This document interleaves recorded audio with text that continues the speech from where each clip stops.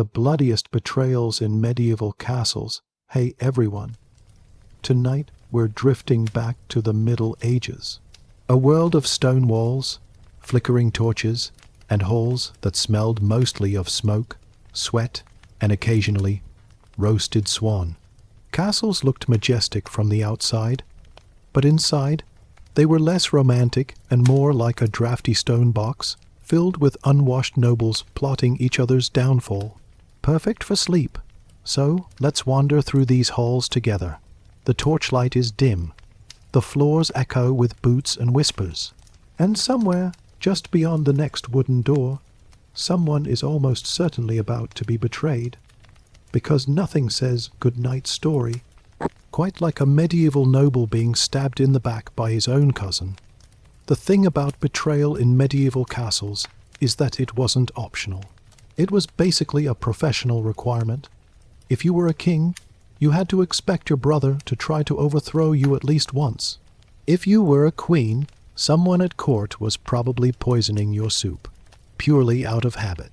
Castles were less about defending kingdoms and more about creating the perfect stage for family meltdowns with swords. Take, for instance, the very medieval pastime of inviting someone to dinner and then arranging for them never to leave the table alive. The irony is that food was terrible, mostly gruel, and slightly damp bread, yet nobles still risked being murdered over it. Imagine choking down boiled cabbage while also wondering if your cousin had slipped powdered arsenic into your cup. Let's drift over to one of the more famous betrayals. Scotland, early 15th century, King James I, a man who was already quite unlucky, kidnapped by the English in his youth, held prisoner for years, and eventually released for a ransom so high it could have bought several small kingdoms. When he finally got home, he decided the best way to make people respect him was to enforce the law with the subtlety of a medieval sledgehammer. He executed nobles left and right, confiscated their lands, and generally behaved like the world's least forgiving hall monitor. Naturally, this did not make him popular. Eventually, a group of nobles, including his own uncle, decided enough was enough. One cold night in 1437, they stormed into the king's chamber at Perth. James, in his infinite wisdom, had removed the lock from his own chamber door because it kept him from sneaking off to play tennis indoors. Yes, tennis. So when assassins came for him, there was nothing to stop them. He tried to escape by breaking through the floorboards and hiding in a sewer tunnel beneath his chamber. But unfortunately, the tunnel had been blocked earlier to keep tennis balls from rolling away. Betrayed, cornered, and trapped by his own hobby, James was stabbed dozens of times in front of his queen. The queen, by the way, managed to survive by biting one of the attackers so hard she tore a chunk out of his neck, which is frankly one of the most impressive footnotes in medieval history. But James was hardly alone in the long tradition of bloody castle betrayals. Let's wander south into England. Picture the Tower of London, solid stone walls, grim gates, and within them, one of the most famous family betrayals in history, the mysterious fate of the princes in the tower. The year is 1483. King Edward Roman IV has died, leaving his young son Edward V supposed to take the throne. Problem is, the boy is 12, which in medieval politics was just old enough to be inconvenient and not old enough to survive. His uncle, Richard, Duke of Gloucester, was appointed protector. Richard, of course, took that as meaning protector of himself. He placed Edward and his younger brother Richard in the Tower of London, supposedly for their safety. And then, well, they disappeared. No one knows for sure what happened, but most agree the boys were smothered in their sleep. It's one of the most famous betrayals of the Middle Ages, though people at the time weren't exactly shocked. Medieval children were often treated like inconvenient luggage to be stored, misplaced, or quietly removed when politically necessary. And Richard went on to become Richard Roman III, who was then killed at the Battle of Bosworth famously discovered centuries later under a parking lot in Leicester, which feels like a rather undignified ending for a man who had already committed one of history's coldest betrayals. Let's drift again, this time across the Channel to France. Few monarchs managed to perfect the art of being both king and terrible person, quite like Louis of Orleans.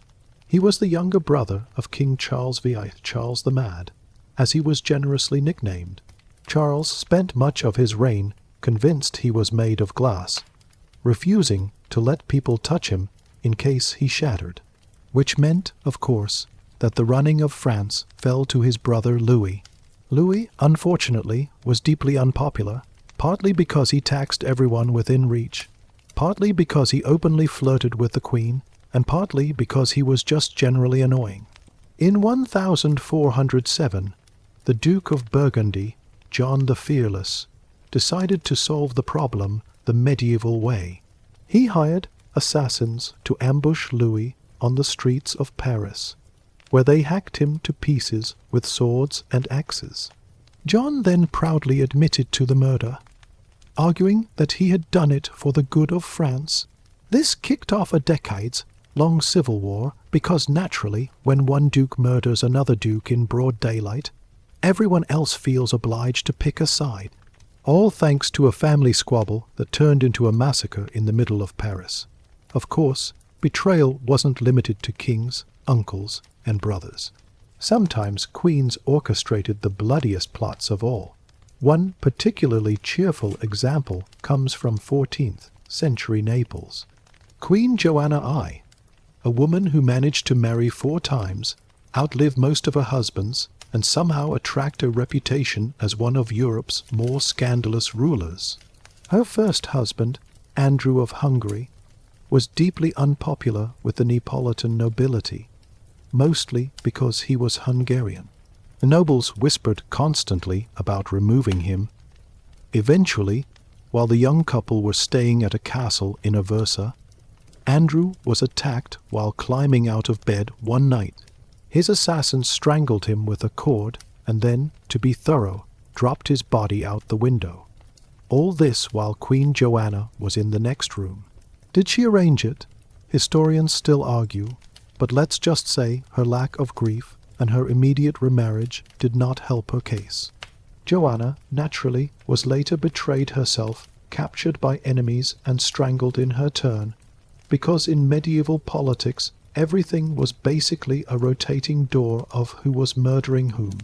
And then we have the classic tale of William Longsword, Earl of Salisbury, in 13th century England. William had a long career as a soldier, fighting loyally for the king. Eventually, though, his enemies caught up with him. He was invited to a friendly feast at Marlborough Castle. A lovely evening, food, wine, probably the usual bad lute music. At some point his cup was poisoned. He staggered outside, sick and furious, and tried to call for help.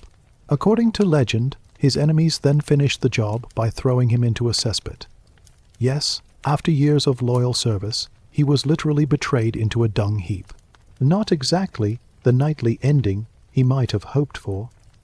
Castles were filled with such betrayals. Brothers killing brothers, cousins poisoning cousins, uncles stabbing nephews. It was like a grim family reunion, except the wine was watered down, and someone always ended up dead by dessert. And yet, these betrayals kept the wheels of medieval politics turning. Castles weren't just defensive fortresses. They were stages for drama, the kind of drama that involved axes, poisoned goblets, and occasionally being shoved out of a tower window in the middle of the night. So, as you drift off tonight, imagine the flicker of torchlight on cold stone walls. Imagine footsteps echoing in the hall. And remember that behind every heavy wooden door, someone was plotting betrayal, usually involving a relative, a dagger, and a deeply questionable sense of family loyalty. Medieval trials by combat, when justice was decided by the sword tonight, we're drifting back into the Middle Ages. A world where law and order existed in theory. In practice, if someone accused you of theft, adultery, witchcraft, or say, being rude to the wrong baron, the solution was sometimes not lawyers or evidence, but simply combat. Because nothing says justice quite like two people trying to knock each other's teeth out, while the village gathers around to watch. So get comfortable, dim the lights, maybe imagine the crackle of a fireplace. Because tonight's bedtime story is about trial by combat, an institution that made the medieval courtroom look less like a court and more like a badly organized boxing match in armor. The logic was simple. God, in his infinite wisdom, would never allow an innocent man to lose. So if you won, you were innocent. If you lost, you were guilty. And if both of you died in the process, well, God apparently wanted everyone involved gone, and the community could move on with one fewer legal problem. Very efficient in a strange, deeply unhelpful way. Naturally, the system was open to abuse. If you were accused of something and happened to be a 7-foot knight with the biceps of a cathedral pillar, your chances of divine vindication were excellent. If, on the other hand, you were a frail peasant accused by a heavily armored noble, you could ask for a champion to fight in your place, which usually meant hiring some grizzled mercenary with more scars than teeth, who would cheerfully fight on your behalf for a modest fee, of course. One of the earliest famous examples comes from the case of Robert de Beaumont in 11th century Normandy. Robert was accused of murder. Instead of endless witness testimony, he was told to fight his accuser. The duel was arranged, the crowd assembled, and Robert, being both young and extremely skilled with a sword, won decisively. He was declared innocent on the spot. Justice, as far as the crowd was concerned, had been served, whether or not he actually committed the crime. Well, God apparently wasn't interested in the fine print. Let's drift over to England, where the trial by combat really found a home. After the Norman conquest, William the Conqueror imported the practice, because why have dull parchment and scribes when you can have blood and spectacle? For centuries, English common law actually recognized trial by combat as a legitimate form of legal procedure. Imagine suing your neighbor over a fence dispute, only to have a judge solemnly suggest you two settle it with swords at dawn. Not quite the neighborhood mediation most of us picture. One of the strangest aspects of these combats was that they weren't always knightly duels. Sometimes cases involved peasants, townsfolk, or even women, and the rules adapted accordingly. If a woman was accused and demanded combat, she could fight. But because the medieval mind adored unnecessary complication, there were special arrangements. For example, in one German case, a man accused of assault had to fight a woman who challenged him. To make it fair, he was placed in a waist, deep pit with one arm tied behind his back, while the woman was allowed to move freely above, armed with a club wrapped in cloth. The crowd, naturally, considered this an entirely reasonable balance of power. Records suggest that sometimes the woman won, which must have been awkward for the man, losing not only the fight but also whatever shred of masculine dignity medieval society pretended to value. But trial by combat wasn't always about guilt or innocence. Sometimes it was about politics, land, and dynastic grudges. Nobles loved a good combat case because it gave them a chance to prove both their personal bravery and their ability to hire the meanest thug available. Take the case of Jean de Carus and Jacques Legris in 1386 France. Carus accused Legris of assaulting his wife. The case wound its way through courts for years, until finally, King Charles VI himself, prone to occasional bouts of insanity, declared that only a duel could resolve it. The combat was held in Paris in front of a massive audience. Carus and Legris fought brutally, and in the end, Carus killed Legris. His wife was vindicated, Legris's reputation destroyed, and the case went down as one of the last officially sanctioned judicial duels in France. Of course, whether Legris was actually guilty is still debated. But once again, God had spoken, apparently through the medium of a knight in armor swinging a sword until someone stopped moving. Meanwhile, in England, the practice lingered even longer. One of the last great trial by combat cases came centuries later, in 1817. That's right, 19th century. A man named Abraham Thornton was accused of murdering a young woman. The evidence was shaky, so Thornton demanded trial by combat, citing his ancient right under English law. Everyone was horrified, but technically he was correct. The court, forced to choose between actual legal precedent and common sense, admitted he could indeed challenge his accuser's brother to combat. The brother declined, and Thornton walked free. Shortly afterward, Parliament finally abolished trial by combat, deciding that maybe evidence was a slightly better idea. But let's not leave out the smaller, stranger duels. Across Europe, there were cases of peasants fighting landlords, clerics challenging nobles, and even monks clashing with each other. Armor, swords, and spears weren't always required. Sometimes combatants used staves, cudgels, or even just fists. The important thing wasn't the weapon, it was the spectacle. The belief that God was invested in who had better reflexes. And then, of course, there were the cheaters. Some nobles arranged for their opponents' weapons to be weakened, or secretly poisoned themselves so that if captured, they could die dramatically and claim martyrdom. Others showed up heavily armored, hoping their opponent would simply exhaust themselves trying to land a blow. In Germany, a set of combat manuals even illustrated the proper stances for judicial duels. Pages show men grappling, stabbing, and rolling in the dirt, while captions explain the divine justice involved in punching someone repeatedly in the face. One wonders if God ever felt slightly exasperated at being held responsible for the outcome of men rolling around like drunken wrestlers in a field. Let's drift back to that woman versus man duel in the pit for a moment. It's worth savoring the sheer absurdity. The man, waist deep in dirt with only one arm, trying to fend off blows from above, while the woman circled him with a club.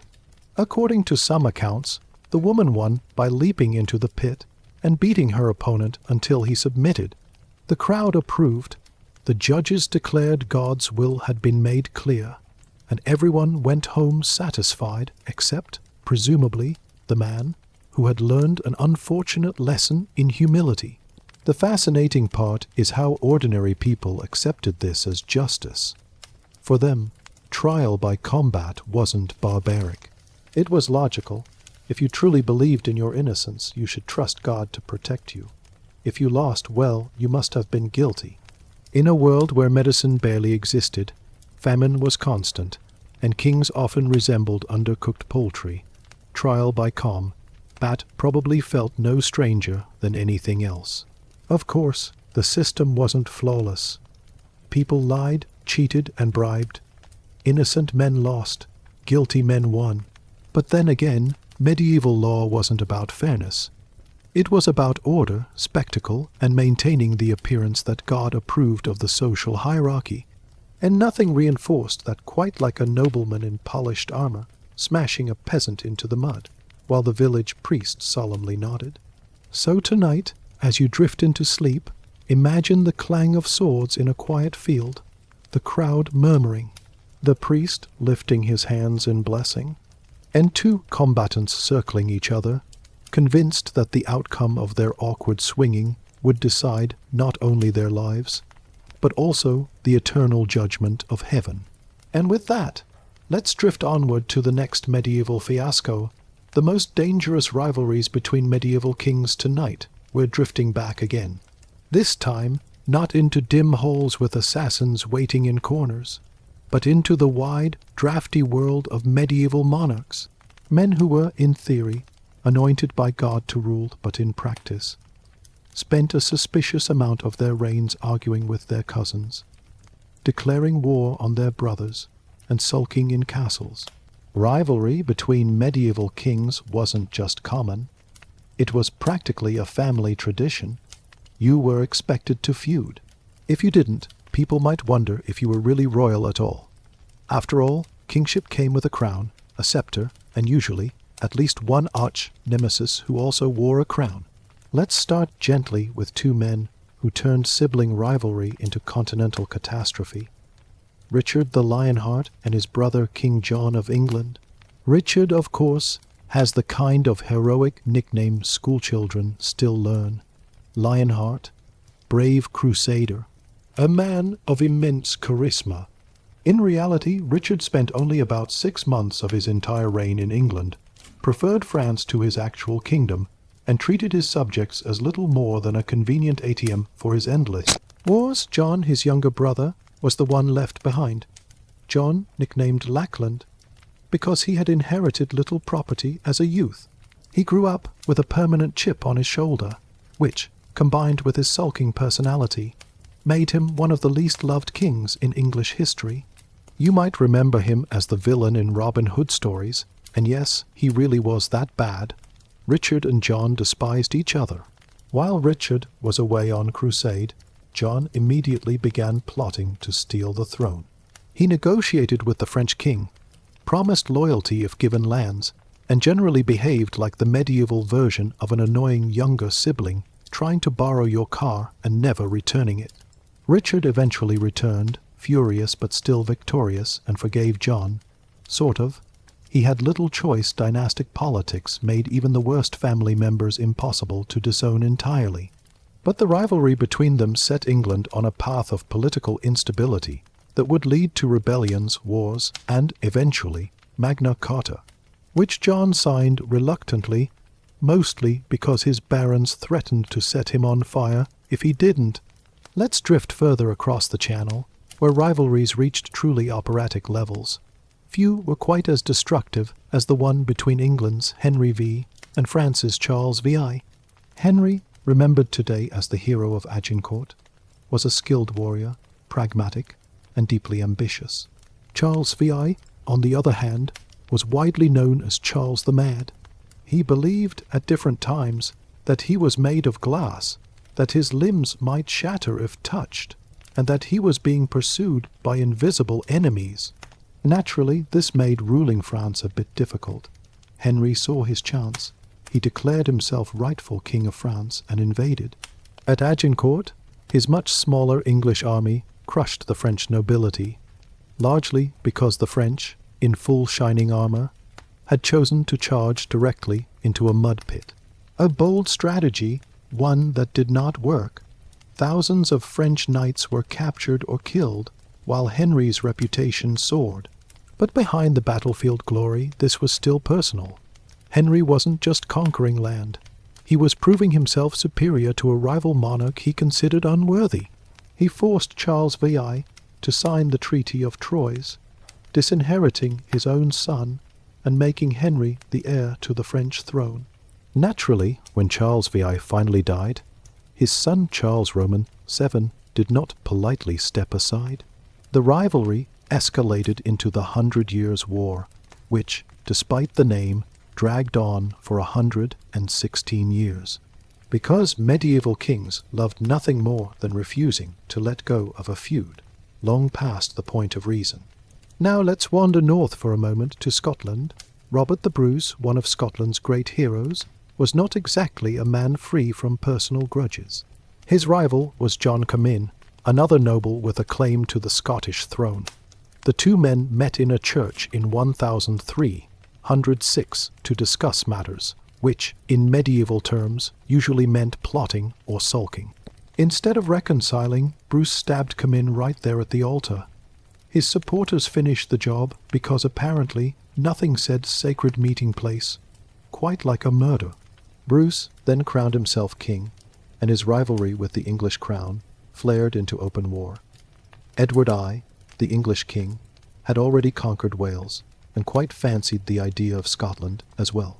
The rivalry between Bruce and Edward's son, Edward Roman II, dragged Scotland through years of battles, skirmishes, and famine. It eventually culminated in the famous Battle of Bannockburn, where Bruce's forces crushed the English, sending Edward fleeing for his life.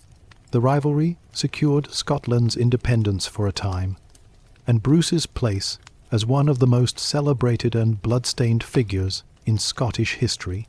But no survey of dangerous rivalries would be complete without mentioning the ongoing soap opera between England and France more generally.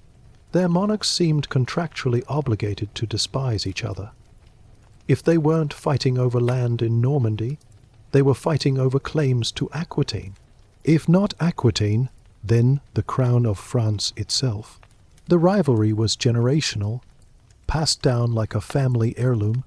Nobody actually wanted, but everyone felt obliged to polish occasionally with a bit of bloodshed. For example, Philip Roman IV of France, nicknamed the Fair, despite looking more like a stern goat than a fairy-tale prince, clashed constantly with Edward I of England. Later, his descendants and Edward's descendants kept up the feud, dragging it into the infamous 100 Years' War. Whole generations of peasants lived and died without ever knowing peace, all because a handful of kings couldn't resist the chance to one-up each other. And then there were the rivalries inside the Holy Roman Empire, where electors routinely voted for one king, while half the nobles supported another. This meant Germany often had two kings at once, both convinced the other was illegitimate, and both doing their best to undermine each other through wars, alliances, and occasional kidnappings. The empire became less a unified realm and more a chaotic festival of personal rivalries with crowns attached. Let's drift back to England for a particularly tragic rivalry, that of Stephen and his cousin, Empress Matilda, in the 12th century. The two were supposed to share power peacefully after the death of King Henry I. But of course, that was far too sensible. Stephen seized the throne, Matilda refused to accept it, and civil war erupted, known as the Anarchy. This period was essentially 20 years of nobles raiding each other's lands, peasants starving, and chroniclers despairing. One monk wrote that during this time Christ and his saints slept, which, translated, meant everyone was behaving so badly that even heaven had given up paying attention. Matilda came close to victory several times, famously escaping from Oxford Castle across the snow in a white cloak so she wouldn't be seen. But in the end, the feud dragged on until a compromise was reached. Stephen would rule until his death, after which Matilda's son would inherit, which he did, becoming Henry Roman II. The rivalry wasted decades, but at least it produced some excellent bedtime stories about snow, sieges, and stubborn cousins.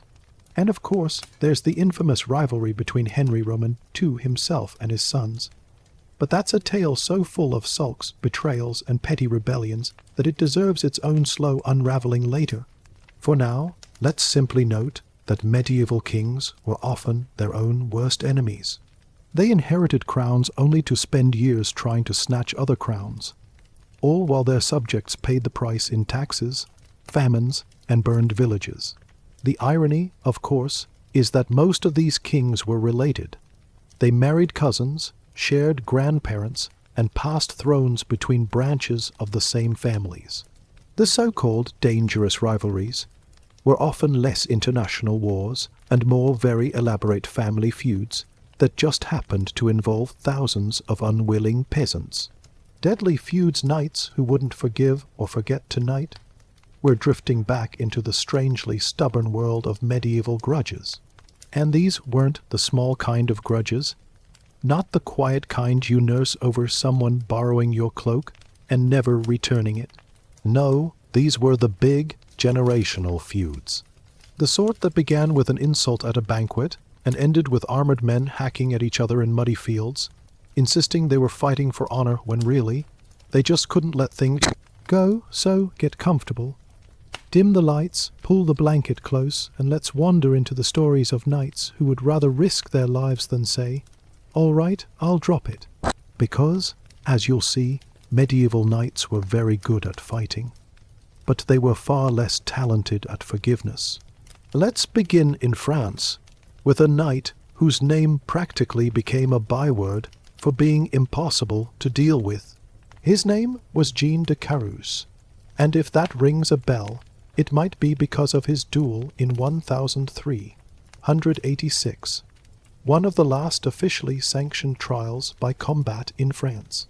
Jean was one of those knights who always seemed to have a complaint, a sort of medieval walking lawsuit in armor. He sued people constantly. He argued about inheritances, lands, titles, really anything he could possibly quarrel over. He seemed to enjoy being at odds with others almost as much as he enjoyed jousting, which is saying something because Jean loved jousting. The trouble began with his old friend Jacques Legris. They had once been companions, fellow knights, drinking partners, but eventually Jacques became wealthy and powerful through his patronage with a local count. Jean, on the other hand, felt he wasn't being given his due, and rather than grumble quietly, Jean chose the knightly option. He turned the falling out into a full-blown feud. The quarrels escalated until Jean accused Jacques of the ultimate crime, an attack on his wife, Marguerite. Now, whether or not Jacques was guilty remains forever tangled in contradictory accounts. But what we do know is that Jean demanded the king himself allow a duel to settle the matter, because, of course, the best way to determine truth was to see which knight could stab the other more effectively in a pit. And so, in front of King Charles VI, the two men fought with swords, axes, and sheer stubbornness. Jean won, which, according to medieval logic, meant his accusation had been true all along. Jacques was executed, and Jean basked in the strange glow of victory, though really he was remembered mostly as the knight who never stopped holding grudges. If Jean de Carus represents the knight who sued and fought anyone who crossed him, then our next figure shows what happens when knights let their grievances fester for, well, decades. We're moving to Scotland now, the land of rugged hills, endless rain, and clan feuds that make family Thanksgiving squabbles look tame. The Scottish nobility, in particular, excelled at turning minor disputes into generational vendettas. One such feud was between the clan Douglas and King James Roman, II of Scotland. The Douglases had been among the most powerful families in the kingdom, practically running the place when the king was still a boy. Naturally, this did not sit well once James grew up and decided he'd like to rule his own country. The feud simmered until one infamous evening in 1452. The king invited the Earl of Douglas to dine with him at Stirling Castle. It was meant, at least on paper, to be a reconciliation banquet, a nice dinner to patch things up, and indeed the feast began pleasantly. But during the meal, the king suggested that Douglas should abandon his secret alliances with rival nobles. Douglas, stubborn as ever, refused, at which point the king, who was not known for his patience, stabbed Douglas at the table, several times with a dagger, and then had his body thrown out of a window. It's not quite the calm resolution everyone had hoped for. The murder sparked more fighting between the crown and the Douglas family. And though James may have felt better in the moment, stabbing your rival mid-dinner rarely counts as a diplomatic masterstroke. Still, it shows us that, in medieval politics, forgiveness was an endangered species. Let's drift now to a different sort of knightly feud, one that didn't involve kings or accusations of treachery, but rather a spectacularly ill-fated joust. We're in Burgundy in the late 14th century. A knight named Jean de Bouteiller got into a bitter conflict with another knight, Gerard d'Estavayer. The cause a horse, or more specifically, accusations of horse theft, because apparently, even when armored from head to toe, knights could still act like squabbling stable boys. To settle matters, the two agreed to a duel on horseback, which, if you think about it, is a remarkably dramatic way to argue over livestock. The combat was fierce, but Gerard managed to unseat Jean and win, which should have been the end of it. But of course, in these stories it never is. Jean refused to forgive or forget. He insisted on rematches, pursued endless complaints, and carried the bitterness with him for years. For him, honor was not something you simply lost in a duel. It was something you spent the rest of your life trying to claw back, one angry petition at a time. The saddest part is that hardly anyone else cared.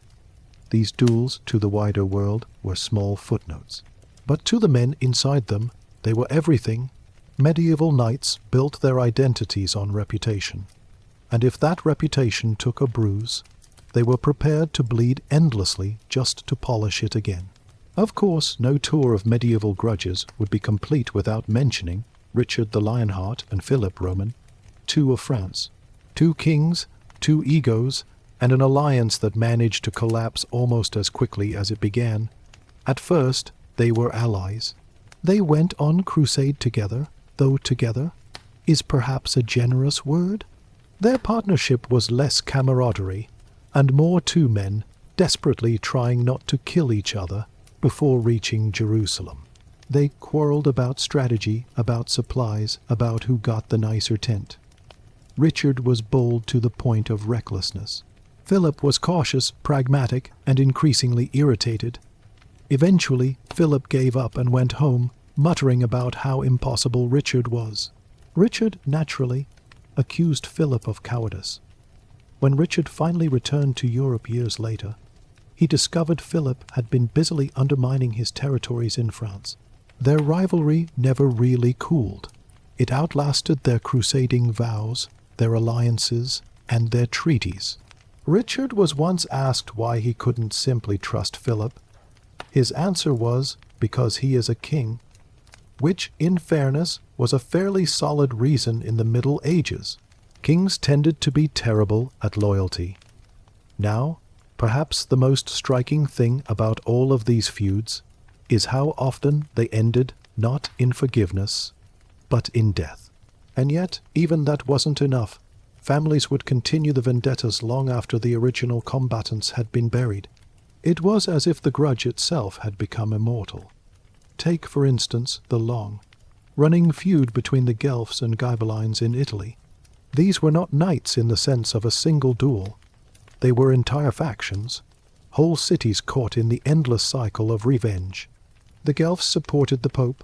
The Ghibellines backed the Holy Roman Emperor, which meant that any argument over taxes, over marriages, over who owned a goat, could suddenly explode into wider bloodshed under the banner of factional rivalry. In Florence, this division tore families apart. Dante Alighieri himself, yes, the famous poet, was caught up in it. Exiled from his own city because he backed the wrong side in the wrong year, he never returned. The feud had no room for forgiveness, even for poets. And so, as we wander out of these stories, the pattern becomes clear. Medieval knights, nobles, and kings were not really in the business of letting things go. They clung to grudges like treasured heirlooms. They passed them down like awkward family recipes. A wronged knight could wait decades for his chance at revenge. A king could smile at dinner, while already planning the dagger he'd plunge before dessert. And entire cities could split in two over loyalties that none of their grandchildren even remembered the origins of. It's a reminder, really, that for all the armor and chivalry, knights were very human, and humans are rarely at their best when they refuse to forgive. So, tonight, as we drift away from these old feuds, maybe we can be grateful that our modern arguments don't usually end in jousts, trials by combat, or dinner-table stabbings. Usually.